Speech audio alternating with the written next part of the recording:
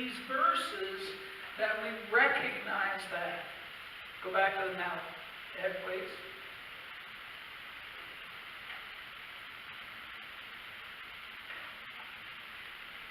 So, John said Jesus did more miraculous things, which are not recorded in this book, but these are written. So all the stuff that went before this, you got to remember, we're getting to the end of the book.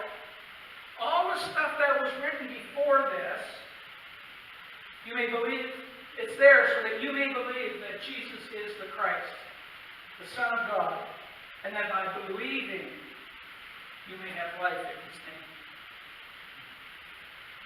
That's what it's all about. Everything we've read in the Gospel of John comes up to the crescendo and said, there's so much more we'd love to tell you. And you know what? When I get to heaven, I'm going to go see John. I'm going, John, okay, tell me the rest of the story.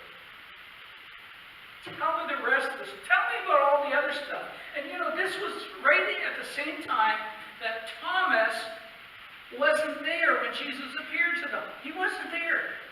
We don't know where he was. He might have been out shopping for groceries, okay, or going down to the store and getting a case of Coke for everybody. I don't know what he was doing, but he was doing something. And he comes back and the disciples say, guess what? Guess what? Jesus was here. And he goes, really? You're trying to tell me that Jesus appeared again, and I'm not there to see it? Come on. You're pulling my leg. That's what he said. And he said, until I see it. You know that we're the ones who have never seen it. And a couple verses back from this, John writes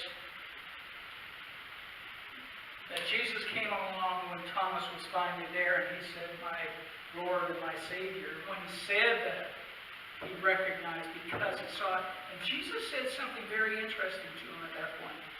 He said, you didn't believe until you saw, but there are people coming after who will have never seen me and will believe. Do you believe? I think that that's what we go to after Easter. We go back and we start looking in John and Matthew and Mark and Luke, and we discover that they're not just telling stories, they're telling things that happened. And through it we get to know who Jesus is. Maybe that's why we pray so diligently about people. That's why we care.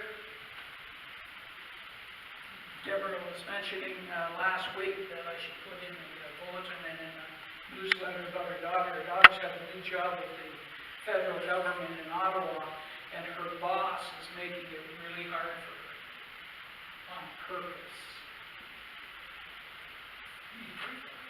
And Deborah's not here. Did you notice that? It's really quiet in that back corner. I'm not going to tell her that. You're not recording yet, are you, James? Oh, you are. I'll edit that. Okay, you can edit it up. Good idea. She had a tooth extracted on Wednesday and it didn't go well. It took them 20 minutes. And she's at home in pain still. They gave her 12 of those Tylenol trees that basically make you go, oh, it's so nice today. You know, I got when I say that, don't I? What a nice day. I don't feel anything. And then, 12 were gone, and now she's just on regular Tylenols. You know that Tylenols affect your kidneys? I didn't know that until yesterday. Ever told her. You know that? Not good, is it? Not good at all. You know, every once in a while, Deborah comes up with some stuff, and I learn. But you know what? She needs prayer too. And there's other people here that need prayer. And the reason they need prayer is because life is not always easy.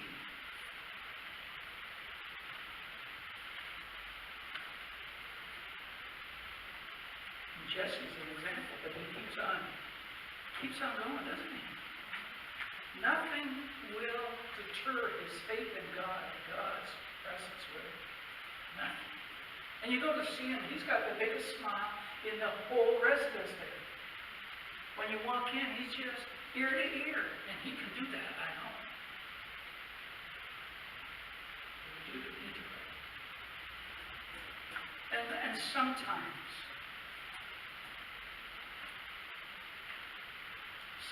we need to pray for ourselves. We forget that. We're so fixated on that. We're going to God for somebody else, and we're going to go ask God to help them. And then we forget our own problems. You know, Peter wasn't afraid of that. Peter goes, hey, God, I got a problem with my vision. Can you fix this? And what did God say? No. Just keep going. Just keep doing it. Just keep moving forward. That's what I believe. We need to keep on going. But we need to do it not just physically. We have to do it spiritually. Because that's where the best growth in our life will ever come. Best time? Best things? Some of the best instances in prayer that I've had for God was when he said to me the same thing he said to Peter. Because then I had to rest in him. You know, we have that song, Lean on Me When You're Not Strong. Let's lean on. Father, we come to you this morning with all kinds of issues, but we also come with joy because we know we wouldn't have got this far had you not stepped into our lives and moved us forward and taken us where we were, complaining and just trying to tell you that it's not working. And inevitably you would come around and you would say, listen, I'm with you always. You have nothing to fear. And so as long as we rest in you, Father, we need to hold on to that promise from you. Because you don't say anything and not live up to what you have to say and what you will do for us. And so we just lean on you. We're in that point of our lives where we know beyond a shadow of a doubt that when we call your name, you're listening. We pray for ourselves and the inconveniences we might have today, because eventually they'll disappear tomorrow. And when we realize it, we'll see your smiling face smiling down on us. We pray for all of those we have printed in our Lord, but we pray for all those who are not. People that we individually know about and that we are friends with or know, or family, all kinds of people. And yesterday when I saw my sister, she looked okay, but we know that Alzheimer's is not a happy time in life. I pray for her. I pray for her knowing that she knows you more than she knows anybody else. And I pray that you will never be gone too far from her mind and never from her heart. I pray that you will keep us and guide us, and that your hand will be the hand we reach out to hold. In your Son's name we pray. Amen. Amen. We're going to start here today. James, Kurt. We're going to start here today because I think that the disciples had the Last Supper with Jesus on the Thursday evening. And I think that is an integral part of understanding how God reaches out to everybody. You know, when I was young, I used to go to the Baptist church in Hamilton, and that's where I really got into young people. And they always tagged it after the end of the service, and we had a minister that always would fill the whole service, and then he'd say, now we're having communion, and of course, we didn't get out of church till 12:30. Regular service, we got out at 5 after 12, but they always tag them on. And I think it is more important than to be a tag on. I think it's supposed to have the centrality in our life of saying Jesus is first, because he thought of us first. And so when he gave bread to them, he gave it to them saying, take, eat, this is my body, given for you. Do it remembrance. And we do remember. And we remember what the cost was. Father, as we take this bread, help us to remember the symbol of this bread is for us.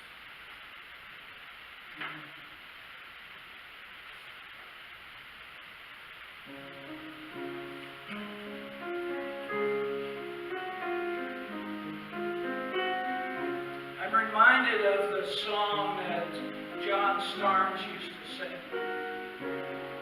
When he would sing the song about how Christ, when he was on the cross, we were on his mind, I couldn't understand it. Because I know that when I'm in pain, either physically, mentally, spiritually, when I'm in pain, I have no other thing to think about than me. But Jesus on the cross thought of us. And that's why he was there. And that's why when he stood there in front of Thomas, he said to Thomas, take a look. It's real. And him giving his life for us is the most real thing that we've ever experienced. And nothing will compare to it ever in our lives.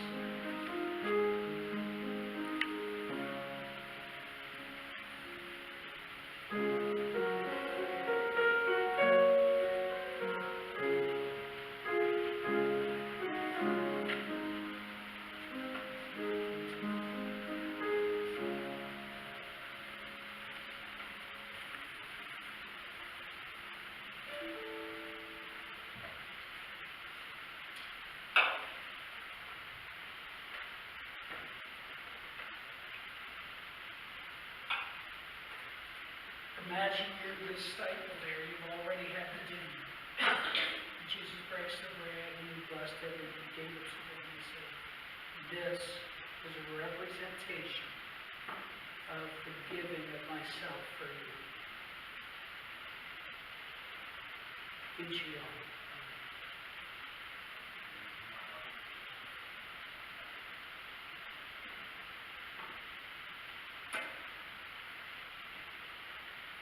When the meal was over, he did one other thing.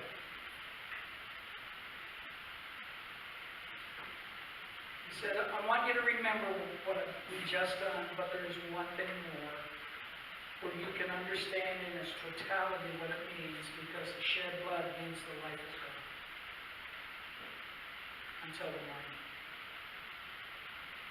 And so here he is. He's handing it to them. And he knows what it really means. But they have yet to find it. And you would sing. Heavenly Father, thank you for bringing us together today. Please bless us as we go out from here to all the troubles of the world and in our lives. Please bless us and give us the strength to get through it all. In your heavenly name we pray. Amen. Do you ever get emotionally upset? You know, something's happened in your life, and every time you start thinking about it, you start shedding a few tears, and you got that feeling in your stomach, and you wonder what's going on and how things are going to be, and you just... But Jesus never did that. He just kept on going forward. Maybe that's what we need to do sometimes. He recognized what was happening. He knew what the disciples didn't. All the people outside in the city who had put the palm branches down in front of the procession, they didn't know what was going on. It's just the church people who felt victimized. But Jesus said, I'm doing this because I'm doing it for you. It's something so important that it goes beyond any form of understanding in our human ability to understand pain in our society today. That's why we call on Him. Because He's been through it.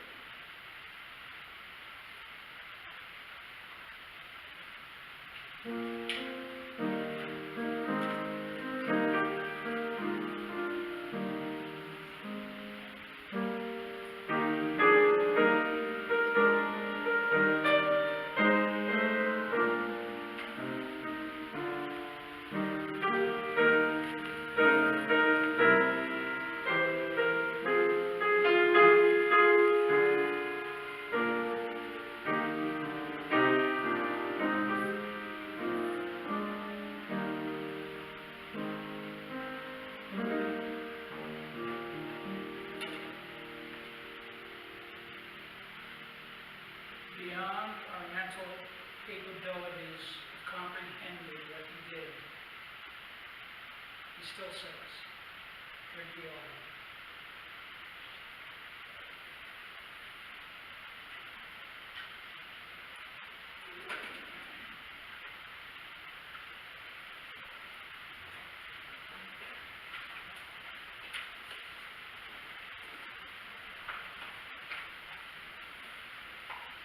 What's the title of the sermon today? Anybody got it? Without looking. What is it? Anybody know? Sorry. Sorry. You ever say that?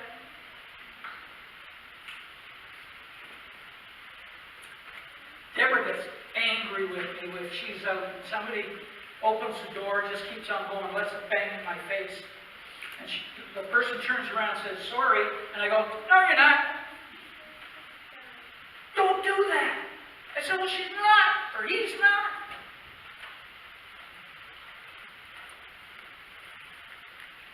Every day. So I'm asking you, have you ever been sorry? And really been sorry? Did you say it? You see, in the little passage before the one we read, Thomas is there, and he says, until I see it, I don't believe you. Did you notice when he does see Jesus, all he says is, my Lord and my God. He's got 10 guys standing all around, and he said, I don't believe you. You ever done that? Somebody tells you something, I don't believe it. Yeah. You know, when I bought my new car, they said it does 0 to 60 in 7.4 seconds. And did you think I said, I don't believe it? Yes. Then I knew. Ed was there with me, right in the car. We did it from one end of the parking lot to the other, and he says, you better have good brakes, but you see, there's all kinds of stuff in our life, and we say, I don't believe it. I really don't believe it. You can tell me, oh, sure, go ahead. You know, pull my leg. Go ahead, tell me about it. Yeah, okay. And, you know, I've done this with my brother's a hoot when I do this. So Paul, don't watch this video. He always tells me all kinds of stuff, and I'm thinking to myself, because I don't want to say it out loud to him, because he's my older brother, and older brothers are always right. They're always right. Paul is always right. Well, not always. But anyhow, I never say a word. And then when I find out it's true, do you think I'd go back and say, I'm sorry, Paul, I didn't believe you, but it's true? You think I do that? Go ahead, shake your head. Not this way. Go ahead, shake this way. Everybody all the same time. Go like this. No. Don't believe it. Sorry.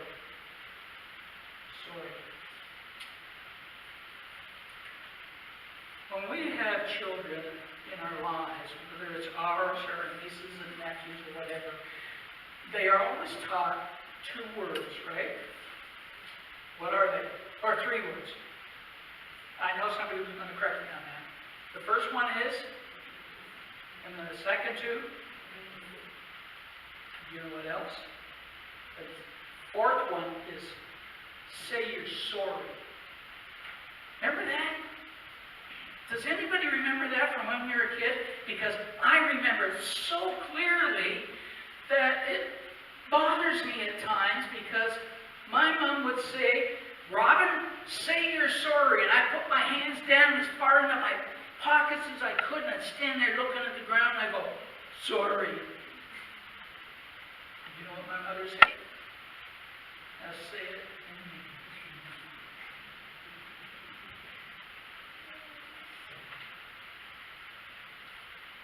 Or you'll find something you will be sorry about. Thomas never said he was sorry to either Jesus. Well, Jesus, he actually acknowledged who Jesus was. But I don't think he said anything to the disciples. He said, he's real, he's alive. Just like he said. 3 days later, there he was.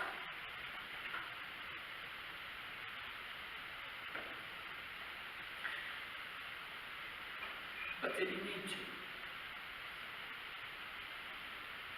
I think we need to. But he's not doing it because they need it. Because they're all standing there with their thumbs in their suspenders saying, told you so. Told you so. They're not looking for sorry. They just want everybody to know he's real. And you know, with those chocolate coins, they're not real. If the person hadn't given me a bag of money, same thing, I would go, whoa, I think I'm going out for dinner tonight. No, because he said give it to the kids. But here's Thomas. He now believes. He believes so strongly now because he saw and he experienced. And I don't know about you, but I've seen and experienced Jesus in my life. Many, many times. You know, I don't know about you, I remember one day something came down on me that was so devastating that when I was driving along, I couldn't see in front of me because I was crying so much. And all of a sudden, I was going up a hill, 20 Highway, Stony Creek, if you know about the 20 Hill. Going up the 20 Hill, and right in front of me was a double rainbow. Stop crying. God was telling me it's going to be okay. Twice over. And it was the first time in my life that I had seen 2 rainbows from ground to ground. You know, you see a part of it in that, and you don't see it all, and here it is. All the way. And that's what Jesus does when he wants us to know the truth, because the truth will set you free. We go through all kinds of things as we get older. Our bodies aren't working the way they should. My brother asked me the other day, he was down in the basement cleaning up and getting rid of a whole bunch of stuff because he's downsizing. And he says, can you help me with the toolbox? And I look at him and I look at the toolbox and I'm going, It's full of tools. He says, are you strong today? I said, I don't know, but we'll find out. Just got it up onto the bench and pushed it back. He said, oh no, you can't do that. You got to lift it up and bring it. That's all. But we got it in place. Sometimes we have to call on him, and other times he tells us, I know you can do it. I know you can do it. Isn't that wonderful? Something, whatever, He said, you got two choices. Ask me for help or help yourself. So what does that mean about what we're thinking about in this passage? That was the introduction, by the way. You're going to be here till 12:30 today, whether you like it or not. Only kidding. See, the truth is some people don't believe anything until they see it. They never believe until they see it. They really don't. And in this situation, 10 of them saw it. The 11th one wasn't home. What did they do? Well, he talks about in the Old Testament, 1,000 years before Jesus comes along. He's talking to Malachi, and Malachi writes this: See, I will send my messenger who will prepare a way before me. Then suddenly the Lord you are seeking will come to his temple. The messenger of the covenant whom you desire will come, says the Lord Almighty. He's saying, I'm going to tell you, he's coming. He is coming, but I'm going to send somebody in front of him. Who came in front of Jesus? Anybody remember? His cousin. Yeah, John. That's a funny middle name, though, isn't it? Doug. That's what they're talking about here. God's saying, okay, I'm going to send them, but before that, there's going to be somebody else coming. Prepare the way of the Lord.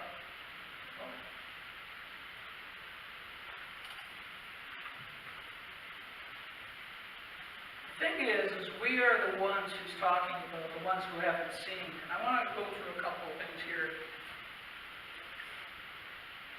We have not seen. We never heard his voice. But we have seen him in others. I believe that everybody comes to know Jesus because of somebody else. Somebody else turns the switch on, and there it is. My sister used to tell me. She used to tell me about Jesus. She used to tell me about this and that about Jesus, and she read some stuff in the Bible and told me about that. And when I messed up in some way, she would go back to me and she said, yeah, this is what Jesus is talking about. Remember what I told you last week? Don't do ever mess it. No. But that's okay. So then she bribed us. She bribed my brother and I. We could go to Youth for Christ, and we said, no, we don't want to go there. Well, if you come, I'll take you out for chips. And some ginger ale. Oh, get here. We gotta go. We're going out tonight.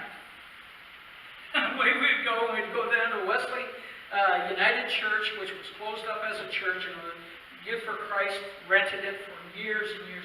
And we went there and we'd watch and we'd listen and everything else. And as soon as it was over, we went to, we were up in the balcony, always up in the balcony, and everybody else went there. We'd have a good time up in the balcony. But we did listen sometimes. You know, when I first arrived here, you know where James is? There was 3 seats there. And that's where the kids sat. And the first thing I did is move them out of there. Because I remember what happened in the back row at church sometimes. So we'd go off, and we'd go up to my sister and say, okay, can we go now? Can we go now? Can we go now? She says, in a few minutes. When I'm ready, we'll go. And we just stood there. Because we wanted to get chips and the ginger ale. So we rode every Saturday night. Every Saturday. Every single Saturday. Didn't matter if it was raining. Didn't matter if it was snowing. Didn't matter if it was a blizzard. We wanted those.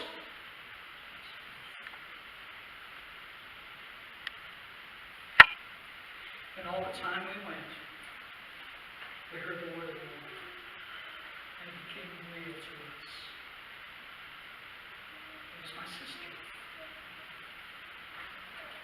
And you may not believe this, but we were Anglican, but we were saved too. And I remember the one night specifically, which I've told you many, many times, when Roy Rogers gave the call for anybody. It was on video, by the way, he wasn't there in person. To come to know Jesus Christ as a personal Savior. I was the first one down off the balcony. I was the first one to the front. I was the first one that went into that room at the back where they gave me all the literature and all this stuff and talked to me and shared with me. And the fellow wasn't even a minister yet. His name's John Sainer. He's an Anglican priest in Toronto somewhere. Well, he's probably retired now. But people change our lives. And the 10 changed Thomas's concept of it so that when he saw Jesus, he knew who he was looking at. You know who you're looking at? See, we see him in others. And we have experienced God in our lives that we just have to sit there for a few minutes and think about it. He's there. We even felt that when Christ came into our lives, we needed to change a few things. Maybe we still do. Maybe there's things in our lives that we need to change. See, he said, seek and you will find me. Jeremiah 29. We'll go to Jeremiah 29 first, please. Jeremiah 29:13. Not there? Jeremiah 29:13. Yep. You see, we never find God unless we go looking for Him. And I will tell you today, there is 2 full generations of people who have not been looking for Jesus. 2 generations here in Canada. 2. My daughter's one. My grandchildren are the other. And you go to my grandchildren and you ask them, you know who Jesus is? They go, what are you talking about? Are you talking that religious stuff again? You see, they don't even know who He is. They don't even realize that He died that we might have life in heaven. You will seek me and find me when you seek me with all of your... You done that? Have you been aching? Have you been down and out? And you finally realize the only person you can call on is God? That's when you find Him. Jeremiah knew about that. Because you don't look for Him, you'll never find Him. But He's looking for us all the time. Jesus was on the cross and we were on His mind. Jesus changed the disciples. It was all part of the plan. Romans 8. Remember? It was the plan. The plan was there all along, and we just coasted by. And we know that in all things, God works for the good of those who love Him, who have been called according to His purpose. You realize we're all called? We're all called. Jeremiah 1:5. Because there's more than that. Jeremiah 1 said, before I formed you in the womb, I knew you. Did you know that? He knows you. He put you together. He said, you need all these characteristics, because with all these characteristics, you're going to be the right child for these 2 parents. That's what he said. God's talking to Jeremiah. He says, before I formed you in the womb, I knew you. He knows every one of us. More so today than before. I knew you before you were born. I set you apart. That's the second part. Set you apart to do something.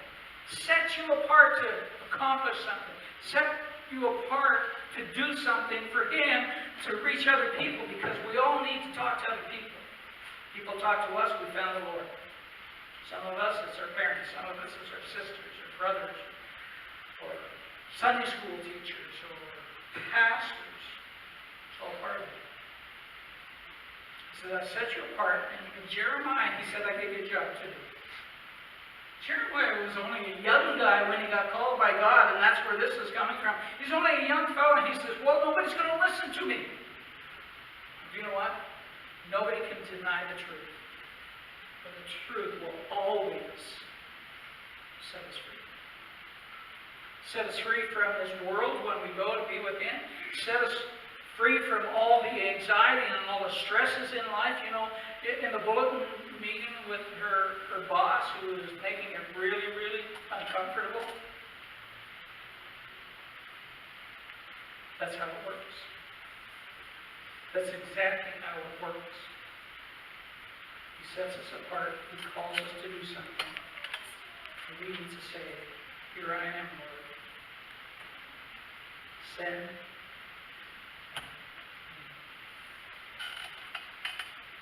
Let's pray.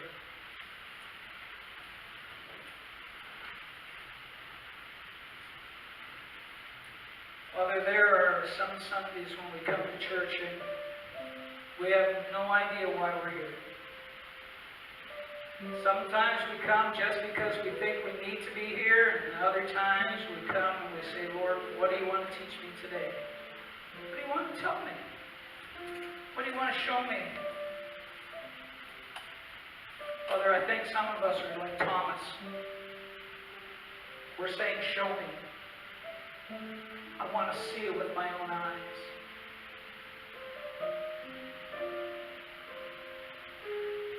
And lucky for many of us, there have been people in our families, acquaintances, who had already met you, and they came and they were the ones who showed us your Son and brought us to the point of knowing there was no one else to have in our life but you. I pray, Father, that you would reach into each one of our hearts this morning, and that you would open up and take us from this table when Christ said, take and eat, drink ye all, to the point of saying, you called us, you knew us before we were born, so what can we do? Father, I pray that the first thing we do is make our hearts right today. Because when our heart's right, we do what's right. We ignore others. And we thank you for these moments. In Christ we pray. Amen. Amen. Very much, Pastor Ron, for sharing. Please stand and sing the next hymn.